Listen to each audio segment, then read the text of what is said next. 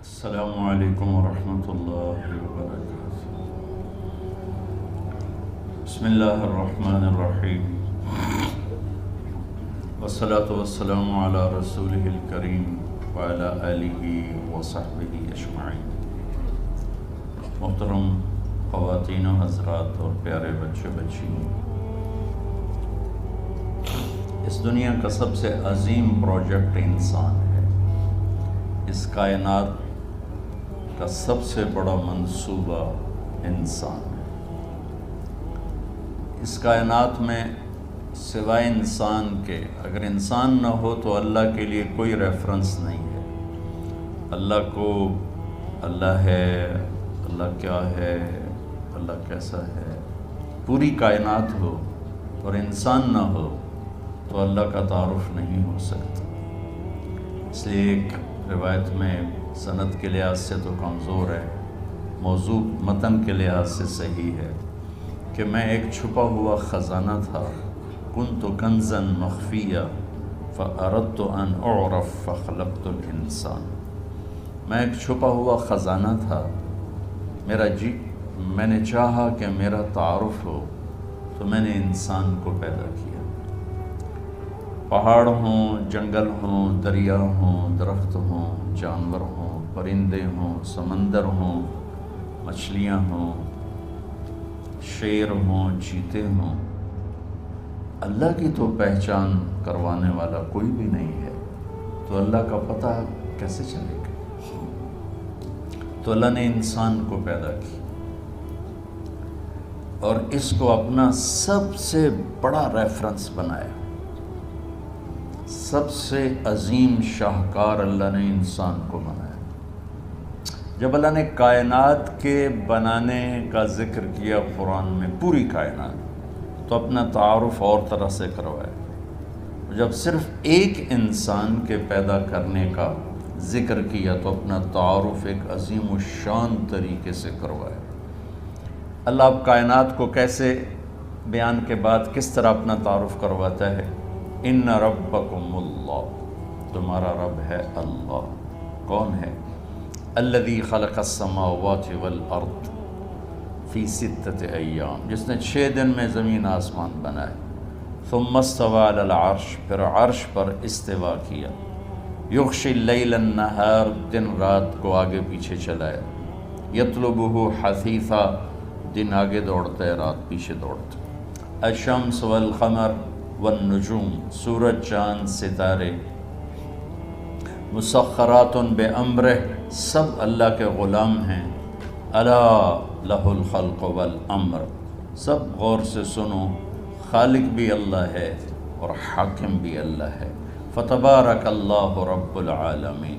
اب یہاں تعارف کراتا ہے کہ بابرکت ہے، پوری کائنات کا پالنے والا۔ رب کا مطلب ایک پالنے والا، ایک لارڈ، پوری کائنات کا مالک اور پوری کائنات کا شہنشاہ۔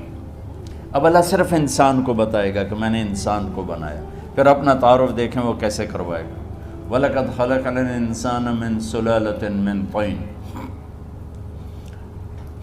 ہم نے انسان کو مٹی سے نکال کر ایک جوہر میں بدلا۔ ثُمَّ خَلَقْنَاهُ نُطْفَةً فِي قَرَارٍ مَكِينٍ، پھر اسے ایک مضبوط ٹھکانے میں جگہ دی۔ ثم خلقنا النطفة علقة، پھر اس پانی کو ہم نے ایک جونک کی شکل دی۔ فخلقنا العلقة مضغة، اس جونک کو لوتھڑے کی شکل دی۔ فخلقنا المضغة عظاما، پھر اس لوتھڑے میں ہڈیوں کو پرویا۔ فکسونا العظام لحما، پھر ان ہڈیوں پر شکل چڑھائی، گوشت چڑھایا۔ ثم انشأناه خلقا آخر، پھر یہ شکلیں عطا فرمائیں۔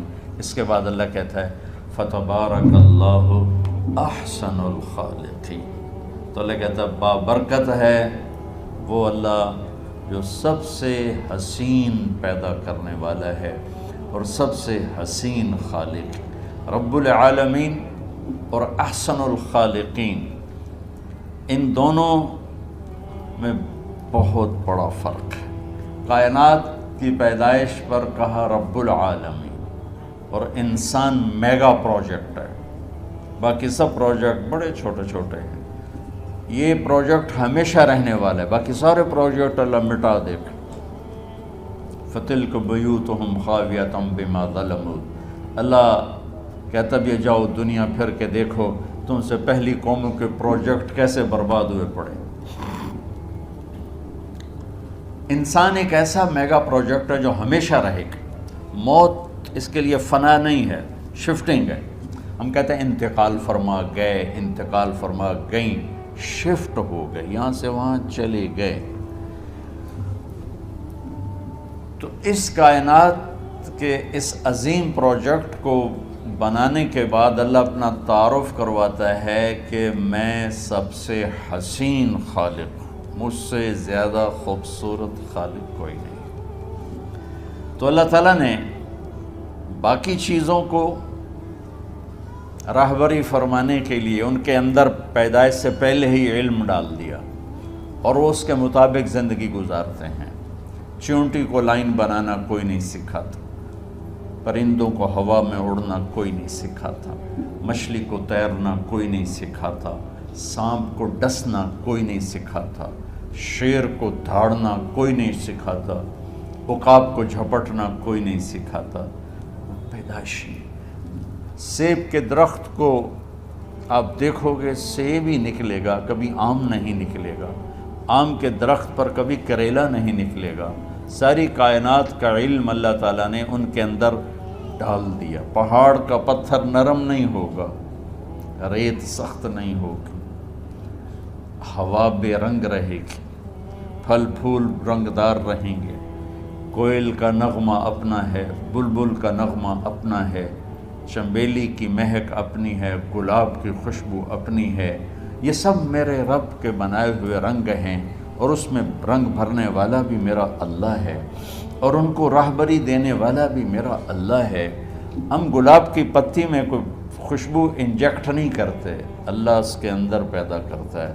چھوٹی سی تتلی ہوتی ہے، اس کے چھوٹے سے پر کیا خوبصورت پرنٹ ہے جو اللہ تعالیٰ ٹھپا لگا کے بھیجتا ہے۔ کوئی باہر سے اس کو پرنٹ نہیں دیتا، وہ اتنے سے انڈے سے نکلتی ہے اور کیا عالی شان پرنٹ لے کر وہ باہر آتی ہے۔ انسان ایک میگا پروجیکٹ ہونے کے باوجود پیدائشی طور پر جاہل ہوتا ہے۔ واللہ اخرجکم من بطون امہاتکم لا تعلمون شیئا۔ ہم نے تمہیں دنیا میں جب پیدا کیا تو تم کچھ بھی نہیں جانتے تھے۔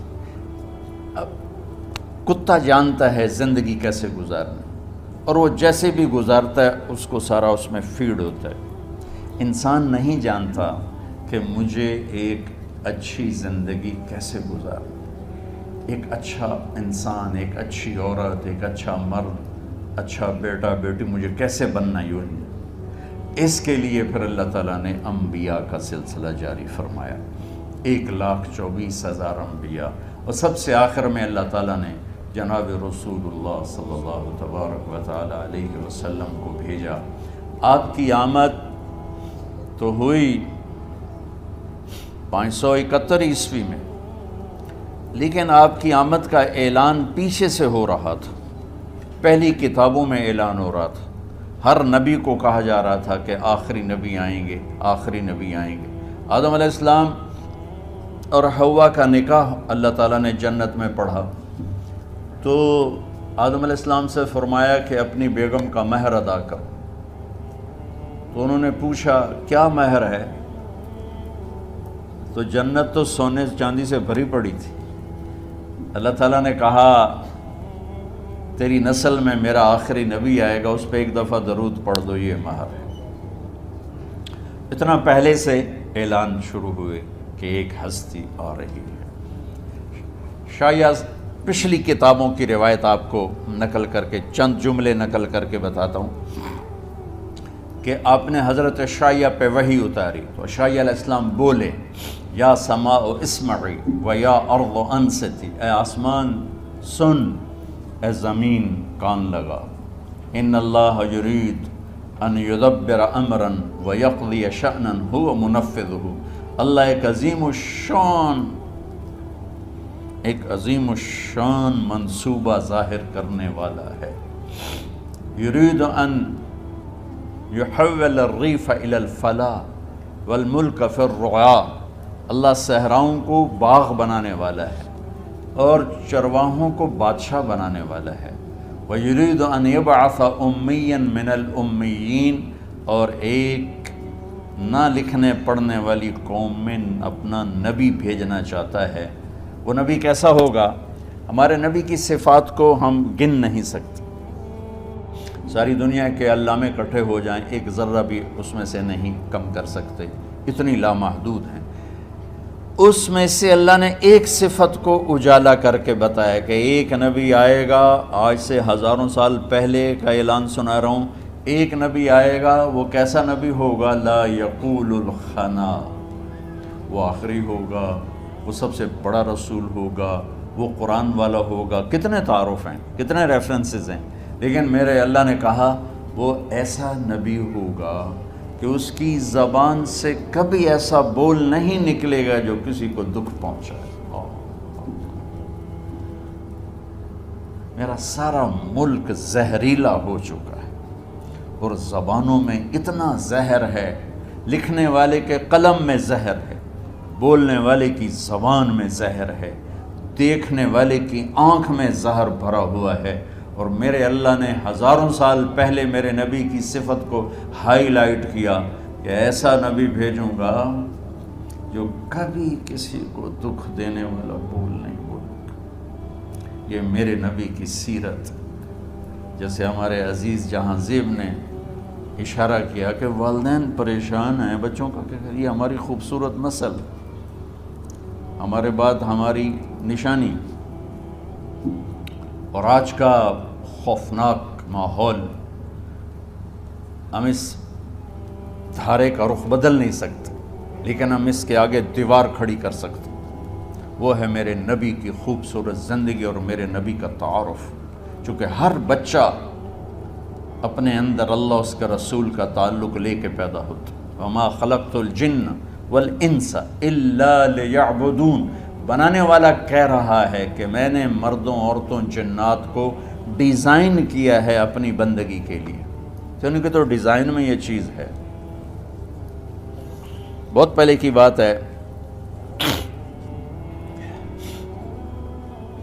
میری کمر میں درد ہوا، 2 مہینے کا ریسٹ بتایا ڈاکٹر، چھٹیاں تھیں جون جولائی، تو سارے بچے گاؤں میں آئے ہوئے تھے، میرے بچے، بھائی کے بچے، بہنوں کے بچے، پورا ایک میلہ لگ گیا ہے۔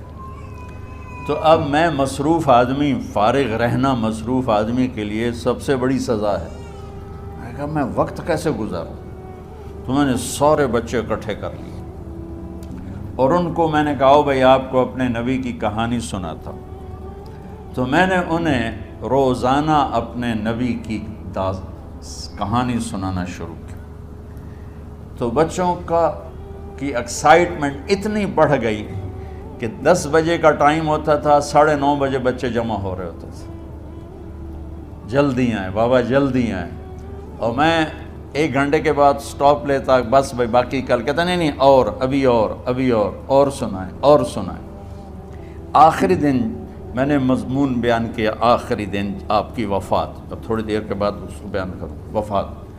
تو اس کو سن کر میرا بھتیجا اس وقت کو ہوگا 5 سال کا، وہ اپنی ماں کے گلے رکھ کے اتنا رویا کہ سب کو رلا دیا، کہ کہنے لگا ہمارے نبی فوت کیوں ہو، حالانکہ اس کو بھی پتہ بھی نبی کیا ہوتا ہے، اس کو بھی نبی کی پوری ڈیفینیشن بھی معلوم نہیں، لیکن وہ چپ ہے جو اندر اللہ نے ڈالی، وہ ایکٹیویٹ ہو رہی تھی، وہاں میسج جا رہا تھا، تو وہ ایکٹیویٹ ہو گئی، اس نے ہچکیاں لے کے رویا کہ ہمارے نبی فوت کیوں ہو گئے۔ اور میں عمرے پر گیا تو میرا بچہ سب سے چھوٹا 4 سال کا اپنی ماں کے ساتھ سلام پڑھنے گیا، تو وہاں ضد کر کے کھڑا ہو گیا، میں نے اپنے نبی کو دیکھنا ہے، ماما مجھے اپنا نبی دکھاؤ۔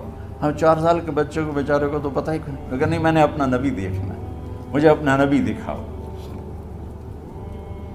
تو اللہ تعالیٰ نے انسانوں کو انسانیت سکھانے کے لیے بادشاہ نہیں بھیجے، سائنسدان نہیں بھیجے، فزکس کیمسٹری جاننے والے نہیں بھیجے، انبیاء بھیجے۔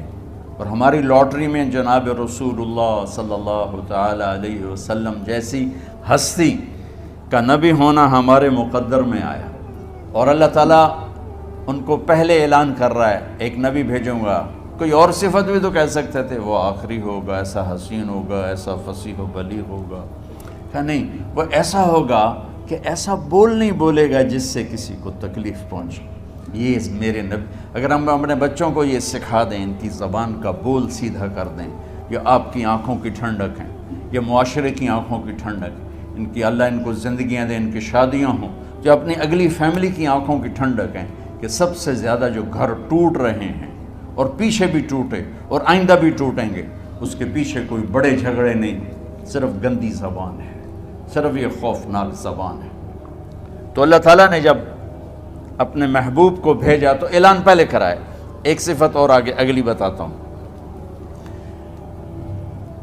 ایک زبان معاشرے کو برباد کرتی ہے، ایک تکبر لے ڈوبتا ہے، میری ناک اونچی ہے، یہ تکبر لے ڈوبتا ہے اور بڑے بڑے فتنوں کو جنم دیتا ہے۔ تو اگلی صفت اپنے نبی کی بتائی اللہ تعالیٰ نے کہ وہ نبی ایسے ہوں گے، لَوْ يَمْشِي عَلَى الْقَصَبِ الْيَابِسِ لَمْ يُسْمَعْ مِنْ تَحْتِ قَدَمَيْهِ مِنْ سَكِينَتِهِ، کہ وہ نبی ایسی تواضع عاجزی والے ہوں گے کہ خشک لکڑیوں پر بھی چلیں گے تو چلنے کی آواز نہیں آئے گی۔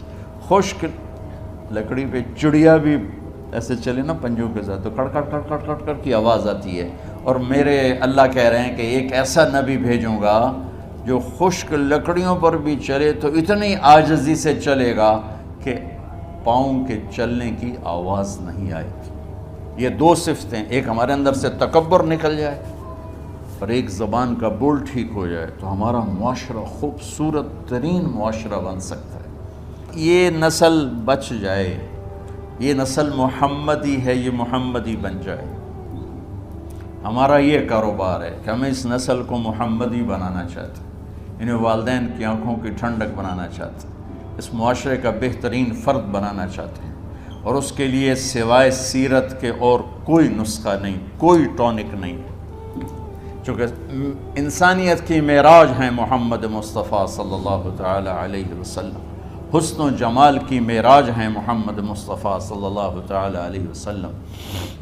اللہ تعالیٰ نے آپ کو مکمل دین دے کر بھیجا، آپ نے 23 برس کی محنت فرمائی، 13 برس مکے میں، پھر جب وہاں رہنا مشکل ہو گیا تو آپ نے ہجرت فرمائی اور مدینے تشریف لے گئے، 10 برس وہاں قیام فرمایا۔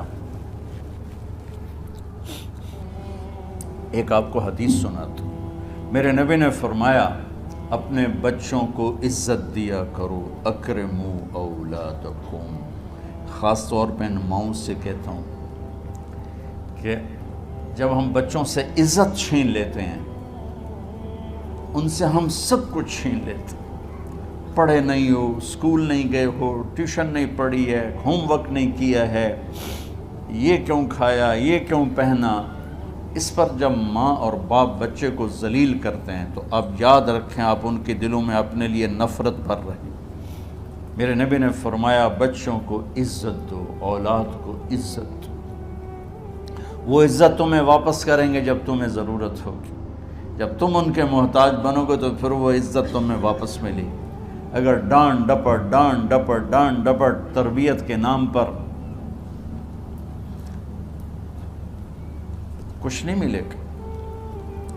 تو آپ حسن حسین کو کیا عزت دیتے تھے؟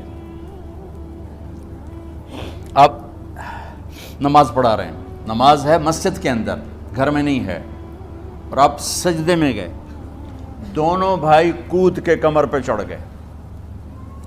کوئی ہمارے آج کا دیندار ہوتا اس اٹھے ہی انہوں نے 2 لتر مارنے آئے، آپ نے سجدہ لمبا کر دیا،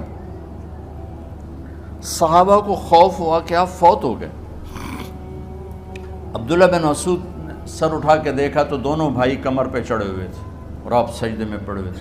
انہوں نے ہاتھ آگے بڑھایا اتارنے کے لیے، تو آپ نے بغلوں سے دیکھا کہ کوئی ہاتھ آ رہا ہے بچوں کو اتارنے کے لیے، تو سجدے میں ایسے ہاتھ ہوتے ہیں تو آپ نے یوں کر کے ان کو روک دیا اشارے سے۔ جب تک حسن حسین علیہم السلام کمر پہ سوار رہے میرے نبی نے سجدے سے سر نہیں اٹھایا، یہ عزت دی، اور جب وہ اترے پھر آپ سجدے سے اٹھے سلام پھیرتے ہی اپنے دونوں بچوں کو گود میں لے کے فرمایا میرے ماں باپ ان پہ قربان، انہیں تکلیف نہ دیا کرو۔ اور آپ ان کے لیے گھر آتے، روزانہ ٹائم نکالتے۔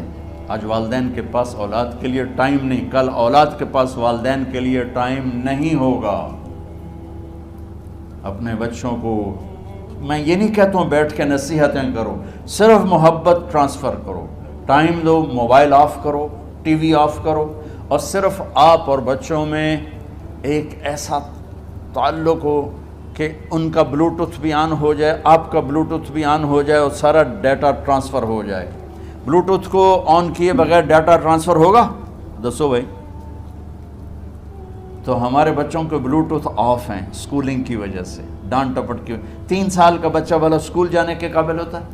3 سال کا بچہ ماں کی گود کے لیے ہوتا ہے، باپ کی چھاؤں کے لیے ہوتا ہے، وہ روتا ہوا جاتا ہے، روتا ہوا آتا ہے، روزانہ ماں باپ سے نفرت اپنے اندر وہ پیدا کرتا ہے اور اس کو پالتا ہے، بڑھاتا ہے۔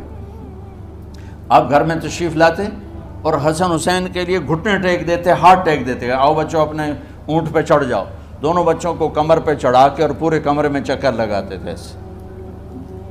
پھر پوچھتے تمہاری سواری کیسی ہے، اونٹ کیسا ہے؟ پھر دونوں کو اتار کے زینب کو بٹھاتے اور زینب کو پورے کمرے کا چکر لگواتے۔ شہنشاہ ہے انبیاء کے بادشاہ نہیں، پوری کائنات کی اللہ تعالیٰ نے آپ کو بادشاہی عطا فرمائی، سرداری عطا فرمائی، اور کائنات کی سب سے زیادہ مصروف ترین اور ذمہ دار ترین ہستی روزانہ بچوں کے لیے ٹائم نکالتے تھے۔ ادھر چھوٹا سا تاجر کہتا ہے ٹائم کوئی نہیں، یا مائیں کہتی ہیں ٹائم کوئی نہیں۔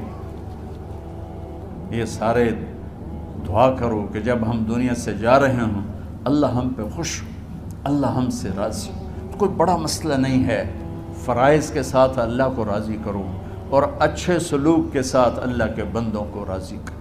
اپنی زبان کو خوبصورت بول کا عادی بنا، اس سے گالی، اس سے غیبت، اس سے چغلی، اس سے شکایت، اس سے تانے، اس سے طنز اللہ کے واسطے نکال دو، اور اس زبان کو میٹھے بول کا عادی بنا لو۔ کڑوے سے کڑوے زہریلے بولوں کو پی جا ایام کی تلخی کو بھی ہنس کے ناصر، غم کے سہنے میں بھی قدرت نے مزہ رکھا ہے۔ ہر ایک نے جانا ہے، اور ہم چاہتے ہیں جب ہم جائیں تو یہ ہمارے ایسے جانشین ہوں کہ اللہ پاک انہیں ہماری قبروں کے ٹھنڈا ہونے کا ذریعہ بنائے، اور اس آنے والے سیلابی ریلے کو جو فحاشی، عریانی، بد اخلاقی، بد کرداری کا ایک افریت آ رہا ہے۔